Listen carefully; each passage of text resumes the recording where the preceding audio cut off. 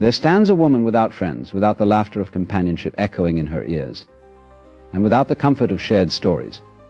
Many might pity her, assuming she is lonely or missing out on the richness of life. But I invite you to look again, not with the eyes of judgment, but with the curiosity of a child. Solitude is often misunderstood, seen as a shadowy state to be avoided, a lonely place where one is cut off from the warmth of human connection. Yet solitude is not the absence of others, but the presence of oneself, stripped of all distractions, expectations, and societal demands. It is a space where the noise of the external world fades, and what remains is the quiet hum of one's own existence. In solitude, we are faced with a mirror, a deep and sometimes unsettling reflection of who we truly are when no one else is around to define us. In the modern world, we are conditioned to fear being alone, to equate it with loneliness, as if the value of our lives is measured solely by the number of connections we maintain. Solitude, however, is not a void, it is a canvas. It is the fertile ground where the seeds of self-awareness, creativity, and deep thought can grow. When we are alone, we are free to explore our thoughts without interruption, to wander through the landscape of our own minds without the pressure to conform or perform. There is a stillness in solitude, a chance to reconnect with the rhythms of our own hearts. Without the constant chatter of social interaction, the layers we wear for others begin to peel away. We shed the personas, the masks we put on to fit into various roles and expectations. Solitude becomes a kind of purification, a cleansing of the mental and emotional clutter that accumulates in the presence of others. It allows us to sit with our own truths, to face the fears and desires that often remain hidden beneath the surface. It is in this solitude that we come face to face with our vulnerability, our strengths, and the parts of ourselves that we often keep at a distance. To embrace solitude is to make peace with one's own company, to discover that we are enough without the validation of others. This acceptance can be liberating, for when we no longer seek constant approval or affirmation, we begin to act from a place of authenticity. The need to impress or to belong fades away, replaced by a quiet confidence rooted in self-understanding. In solitude, we learn to listen to ourselves, to the world, to the subtler currents of existence that are drowned out by the din of everyday life. There is a richness in solitude that goes unnoticed by those who fear it. It is a time to nurture one's inner life, to read, to write, to create, to meditate, or simply to be. It is a time to connect with nature, to walk alone in a forest or sit by the sea and feel the pulse of the earth without the distraction of conversation. In these moments, one finds clarity. Thoughts slow down, the mind becomes less cluttered, and a certain kind of wisdom can arise, wisdom that comes not from the collective, but from the depths of one's own soul. Solitude teaches us that everything we seek outwardly, comfort, acceptance, and understanding, can be found within. It shows us that we are capable of standing on our own, that we are whole even when we are alone. Far from being a state of deprivation, solitude is an invitation to dive deep into the well of our own being, to find out what truly matters to us, and to see the world not through the eyes of others, but through our own. It is a reminder that before we can genuinely connect with others, we must first connect with ourselves. To be alone is not to be abandoned, it is to be free. It is to stand in the quiet center of one's own existence, free from the distractions and demands of the outer world. Solitude is a teacher, and its lessons are those that we can only learn when we have the courage to sit in stillness, in silence, and simply be. Friendship, as society defines it, is a complex web of expectations, roles, and obligations. From a young age, we are taught that having friends is a sign of success, of social competence, and ultimately of happiness. The very fabric of our culture is woven with the idea that to be alone is to be incomplete, and that true fulfillment comes from being surrounded by others. This idea, however, is not as straightforward as it seems. The construct of friendship, as society presents it, often obscures the deeper truths about connection, companionship, and the self.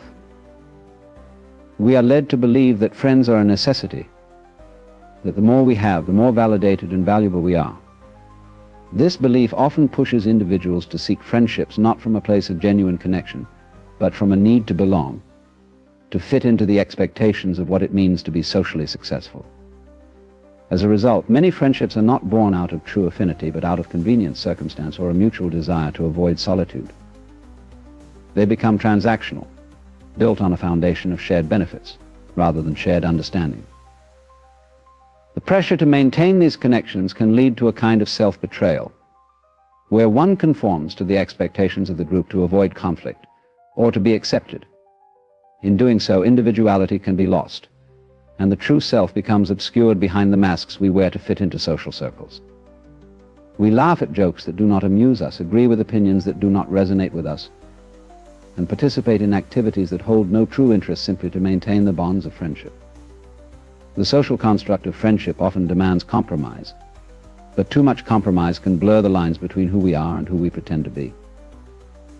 There is also a silent weight that comes with maintaining friendships, the weight of expectations. Friends often expect time, attention, loyalty, and emotional investment. These are not inherently negative, but they can become burdensome when they are unspoken requirements that one must fulfill to be considered a good friend. This expectation can turn friendship into a kind of social obligation, where the fear of disappointing others leads to feelings of guilt or anxiety. In many ways, friendships can become contracts with unspoken rules and conditions that must be followed to keep the relationship intact. Furthermore, the idea that friends validate our worth is a deeply ingrained social narrative. To have no friends is often seen as a failure, as if one's value as a human being is somehow diminished by a lack of social connections. This creates a culture where people might stay in unhealthy or unfulfilling relationships simply to avoid the stigma of solitude. The need for external validation can make friendships fragile, as they rely on the approval and acceptance of others to maintain a sense of self-worth. Yet the social construct of friendship also hides a profound truth: many friendships are not as deep or meaningful as they appear. The term friend is often used loosely, applied to acquaintances and colleagues without the depth of understanding that true friendship requires. This overuse of the word can dilute its meaning, leading to relationships that are shallow, performative, or based on convenience rather than a deep emotional or intellectual connection. Our society often overlooks the idea that genuine friendship is rare and does not require a large social network to be meaningful. It is not the quantity, but the quality of friendships that brings true companionship. Yet the social construct encourages us to focus on numbers: how many friends we have, how often we are invited to social gatherings, how connected we appear. In doing so, it distracts us from the more profound pursuit of finding those few individuals with whom we can share an authentic and unfiltered connection. The social construct of friendship, while providing a framework for connection, can also act as a barrier to genuine understanding. It can obscure the value of solitude, the importance of self-awareness, and the power of being alone without feeling lonely. True friendship transcends social constructs, but the path to discovering it often involves questioning the very narratives we have been taught to believe. Self-reliance is often misunderstood as a cold, detached independence, a refusal to rely on anyone else. Yet true self-reliance is not about isolation. It is about cultivating an inner strength that enables one to stand firm even when the winds of life blow fiercest. It is about finding a sense of stability and wholeness within oneself, rather than seeking it in the shifting sands of external circumstances or in the approval of others. Inner strength is born not in moments of ease, but in the crucible of challenges. When we face difficulties alone, without leaning on the constant support of others, we are compelled to dig deeper into our own reserves. This process can be uncomfortable, even painful, but it is through discomfort that we learn what we are truly capable of. It is in those moments of solitude, when there is no one to solve our problems for us, that we discover resilience we never knew we had. We learn to trust our intuition, to rely on our judgment, and to take responsibility for our actions. Self-reliance does not mean we do not value others. It means that our sense of self-worth is not dependent on them. It is the freedom to stand alone without feeling incomplete. Society often teaches us to seek validation and guidance from others, to follow the paths laid out by those who came before us, and to measure our success by the standards of those around us. But self-reliance is a quiet rebellion against these norms. It is the courage to define our own values, to pursue our own goals, and to live in alignment with our own sense of purpose, even when that path diverges from the expectations of others.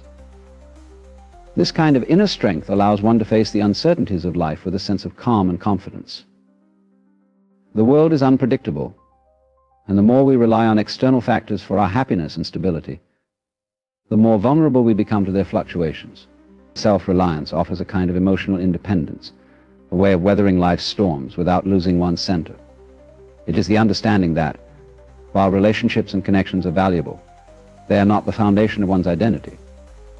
Instead, the foundation is built upon a profound relationship with oneself, a relationship that is nurtured through self-reflection, personal growth, and the willingness to face one's fears alone.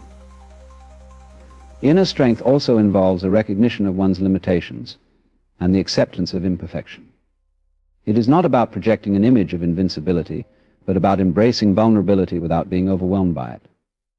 To be self-reliant is to acknowledge one's flaws, to learn from one's mistakes, and to continue moving forward, even in the face of adversity. It is the recognition that strength is not the absence of weakness, but the ability to carry on despite it. This acceptance of oneself, with all one's complexities and contradictions, is the true source of inner power. Self-reliance leads to a kind of freedom that cannot be achieved through dependency. It is the freedom to choose one's own path, to make decisions based on one's own understanding, and to accept the consequences of those choices without deflecting blame or seeking approval. This freedom is not without its challenges, as it requires a willingness to take risks and to face the unknown.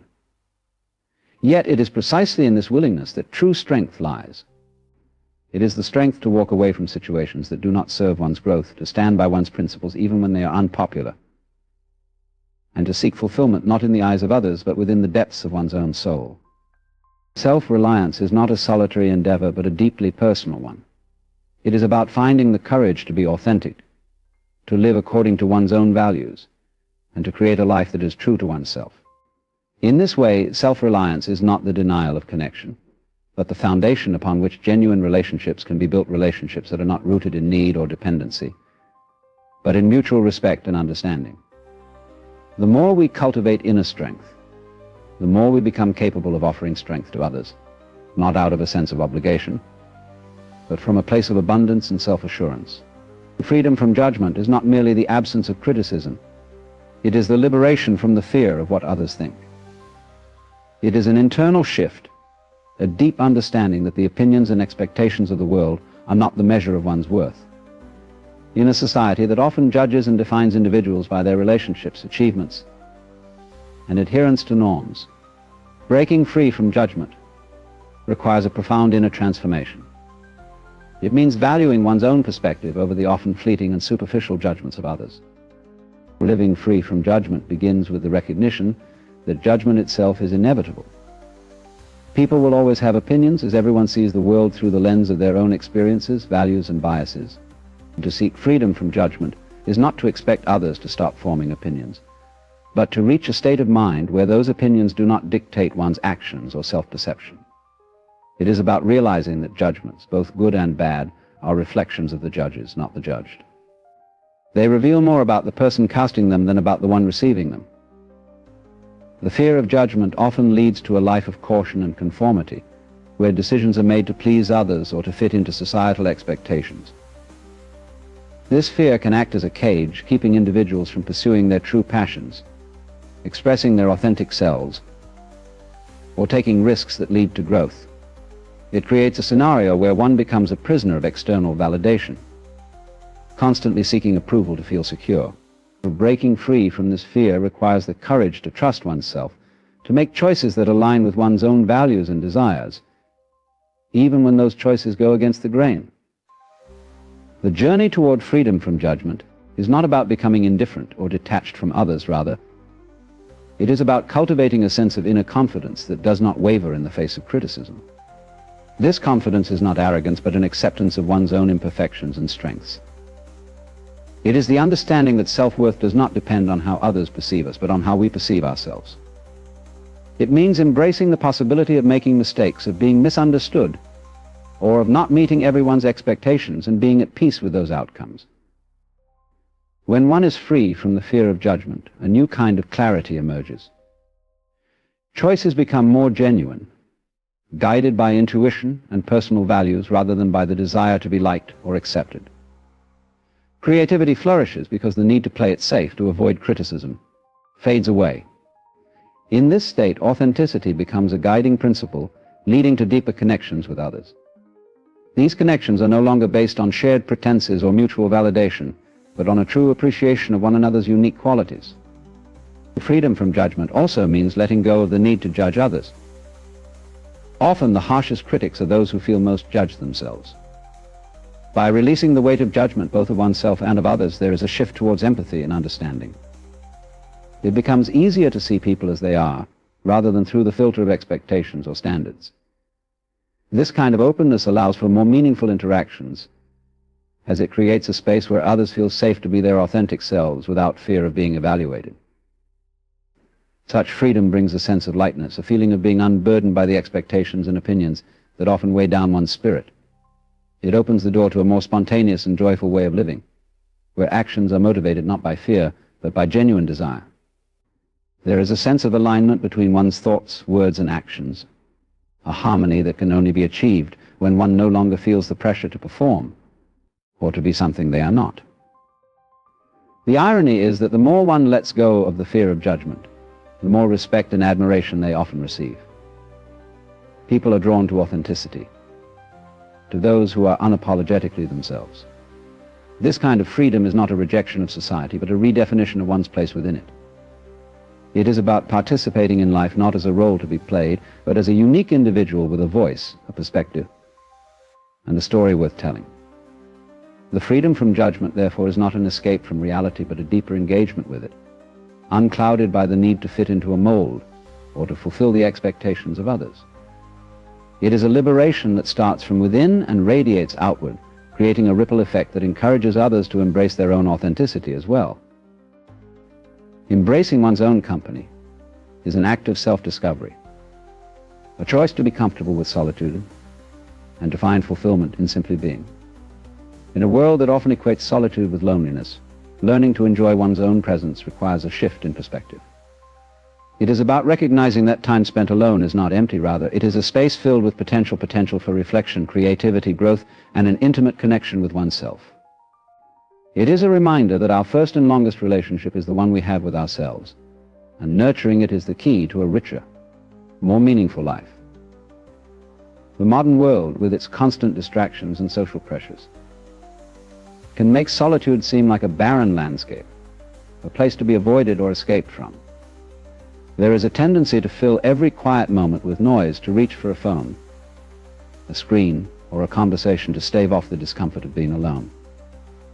Yet those who learn to embrace their own company understand that solitude is not a void, but a sanctuary. It is a place where one can retreat from the demands and expectations of others, a place to reconnect with the inner self without the influence of external voices. In solitude, there is an opportunity to listen to the quieter thoughts that often get drowned out in the chaos of daily life. It is in these moments of stillness that creativity often flourishes, as the mind is free to wander without interruption. Ideas take root, thoughts are given space to expand, and solutions to problems can arise naturally, without the rush to conform to the perspectives of others. Embracing one's own company is about giving oneself the freedom to explore the depths of the mind, to ponder, to imagine, and to dream without the filter of judgment or expectation. When we are comfortable in our own company, we begin to see ourselves more clearly.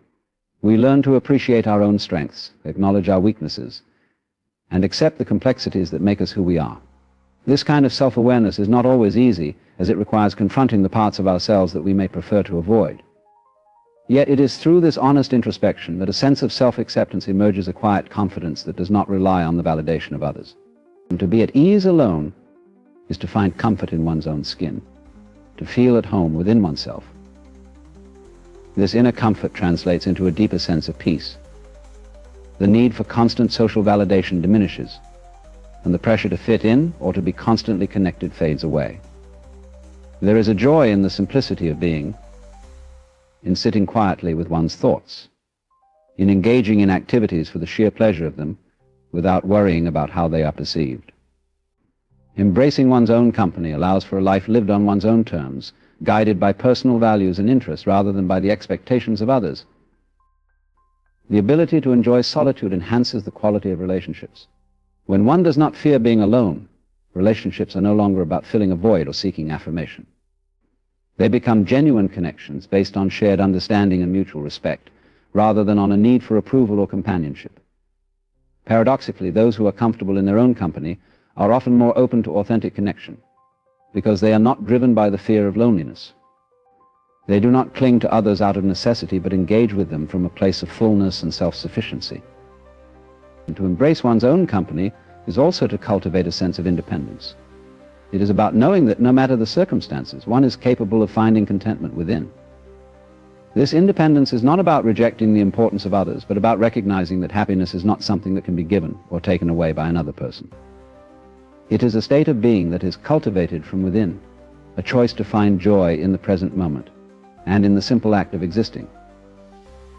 In the quiet moments of solitude, there is an opportunity to reconnect with the natural world, to observe the changing seasons, to feel the rhythm of life without the noise of distraction. It is in these moments that one can experience a profound sense of presence, a feeling of being alive without the need to prove or perform. Embracing one's own company is not about withdrawing from the world, but about finding a way to engage with it more deeply, more authentically, and with a sense of inner completeness that no amount of social activity can replace. It is an invitation to be fully oneself, to enjoy the richness of one's own mind, and to discover that solitude, far from being a state of deprivation, can be a source of immense peace and contentment. The illusion of loneliness is a powerful and often misunderstood experience, a sensation that appears when we believe we are isolated, disconnected, and separate from the rest of existence. Yet loneliness in many ways is a mental construct of perception shaped by our expectations, societal norms, and a sense of what relationships should be. It is a feeling that can arise even in the midst of a crowded room, or while surrounded by people who care about us. This suggests that loneliness is less about physical isolation and more about an internal disconnection, a gap between how we imagine our lives should be and the reality we are experiencing. At its core, loneliness is the perception of being unseen, unheard, or misunderstood. It is rooted in the longing for deeper connection, for a sense of belonging that transcends superficial interactions. Yet this longing is often amplified by the stories we tell ourselves, stories of not being good enough, of not fitting in, or of being somehow unworthy of companionship. These narratives create a self-perpetuating cycle where the fear of loneliness becomes a barrier to authentic connection, reinforcing the very isolation we seek to escape. The illusion of loneliness is heightened by the emphasis society places on social validation. We are often taught to measure our happiness by the quantity of our relationships, the frequency of our interactions, and the extent of our social networks. In a world where constant connectivity is the norm, the absence of company can feel like a failure, a sign that something is wrong. This perception leads to a sense of inadequacy, as if being alone is an indication that we are not living up to the standards set by a culture that celebrates extroversion and visibility. However, the belief that constant companionship is the only path to happiness is a distortion and illusion that masks the potential richness of solitude. Loneliness often arises from an expectation that our sense of fulfillment should come from external sources. We look to others to complete us, to make us feel whole, or to fill a void that, in truth, can only be filled from within. When we place this weight on our relationships, they become fragile, burdened by unrealistic expectations that no one can fully meet. The illusion of loneliness persists because it is easier to seek completion in another person than to confront the deeper work of understanding and accepting oneself.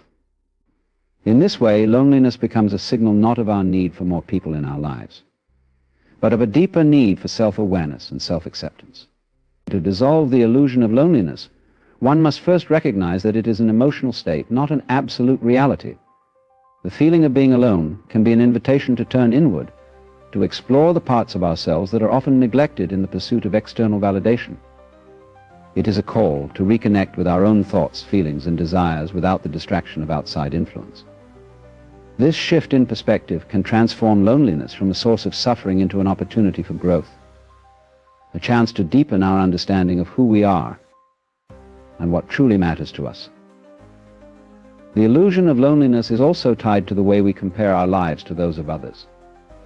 In a world saturated with images of social connection, of people laughing, gathering, and sharing moments, we can easily fall into the trap of believing that everyone else is living a fuller, more connected life.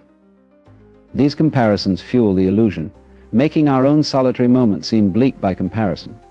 Yet the reality is that no one's life is as flawless as it appears from the outside, and everyone at some point experiences the pang of loneliness. Understanding this universal truth can help dismantle the illusion, revealing that loneliness is not a unique failing but a shared part of the human condition. The idea that we are ever truly alone is itself a misconception. We are by nature deeply interconnected with the world around us.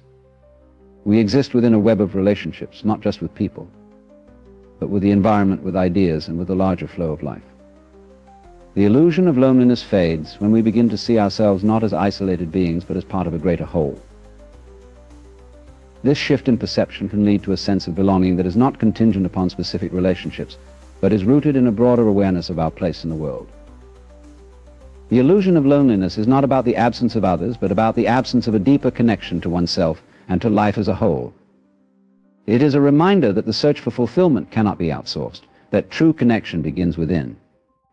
When we recognize that loneliness is a product of our perceptions and not an inherent reality, we are free to redefine our relationship with solitude and to see it as a source of strength rather than a sign of lack. By doing so, we open the door to a more profound sense of connection, one that is not dependent on the presence of others, but is found in the quiet presence of our own being. Sending external validation is a journey from dependence on the approval of others to a state of self-assurance, where one's sense of worth is rooted in internal understanding rather than in external acknowledgement. It is the process of moving away from the need to be constantly affirmed by the world towards a deeper acceptance of oneself as inherently valuable, regardless of recognition or praise. This transition requires a fundamental shift in how we view ourselves and the standards by which we measure our success. From an early age, many of us are conditioned to seek validation outside ourselves. The education system, family expectations, and social environments often place a heavy emphasis on achievements, status, and appearances.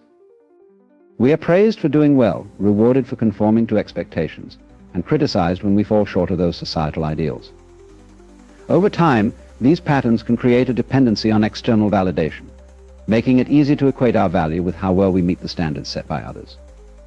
This creates a constant striving to fit in, to excel, and to be seen in a positive light, even if it means compromising our true selves.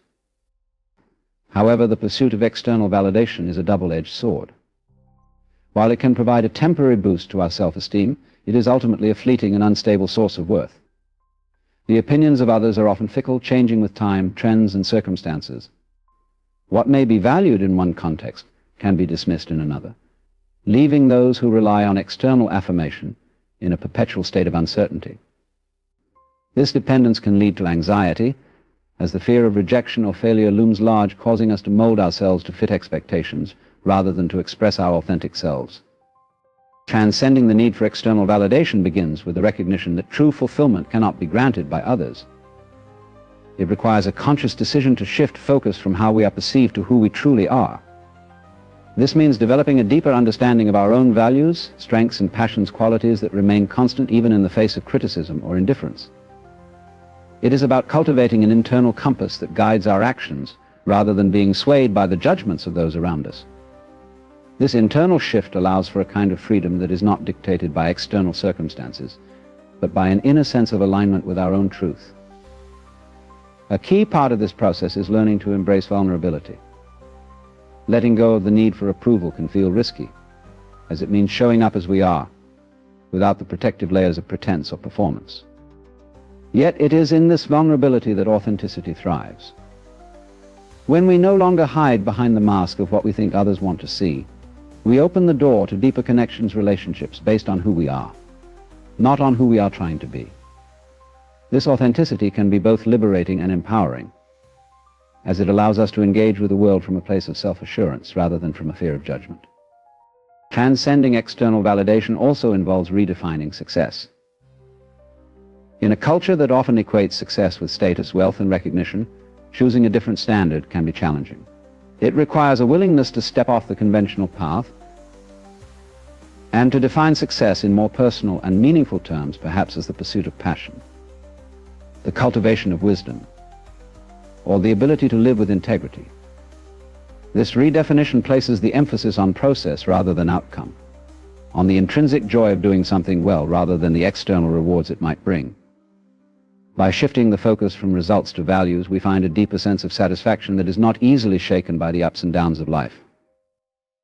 In embracing this new way of being, we come to understand that external validation is not inherently bad. It is simply not the foundation upon which a fulfilling life can be built. It is natural to enjoy praise and recognition, but these should be seen as byproducts of living in alignment with our values, not as the ultimate goal. This mindset shift allows us to appreciate external validation without becoming dependent on it, giving us the freedom to be ourselves without constantly seeking the approval of others. As we transcend the need for external validation, we cultivate a sense of self-worth that is resilient and enduring. This sense of worth does not disappear in the face of criticism, nor does it swell uncontrollably with praise. It remains steady, grounded in an acceptance of our own uniqueness and the understanding that our value is not contingent upon the ever-changing standards of the external world. This inner stability provides a foundation from which we can pursue our goals, dreams, and relationships with a clarity and confidence that is unburdened by the fear of how we might be judged.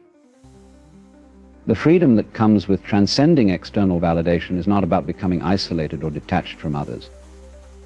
Rather, it is about engaging with the world from a place of wholeness, offering our true selves without the need to prove or impress. This shift opens the door to a life that is more honest, creative, and fulfilling a life where we are free to explore, to fail, to succeed, and to be fully ourselves without the constraints of external expectations. It is an invitation to step into the fullness of our being, not for the sake of recognition, but for the simple joy of living authentically. In the end, the journey of a woman with no friends is not one of loss, but of profound discovery. It is a path that leads away from dependence on the external and toward a deeper connection with the self. Through solitude, she learns that loneliness is an illusion, a perception shaped by society's emphasis on constant companionship and validation. Yet, in the stillness of her own company, she finds freedom from judgment, embracing her authenticity without the need for approval. She learns that true fulfillment comes not from the number of connections, but from the quality of the relationship with oneself, a relationship marked by self-reliance, inner strength, and an acceptance of who she is, beyond the labels and expectations of the world. This journey reveals that the essence of human experience is not in the applause of the crowd, but in the quiet confidence of being true to oneself, finding meaning and contentment in simply existing as a unique individual. It is a lesson in liberation to transcend the need for external validation and to recognize that the most profound companionship we can have is with ourselves, and through that with life itself.